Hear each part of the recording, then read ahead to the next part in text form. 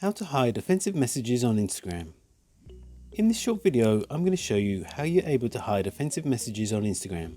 But before I do that, please don't forget to hit the subscribe button on this video so you subscribe to my channel. Okay, so first open up the Instagram app on your mobile device, then head over to your profile by tapping on your profile button in the bottom right hand corner. Once in your profile, tap on the menu button in the top right hand corner.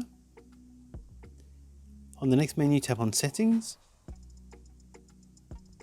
Then tap on privacy.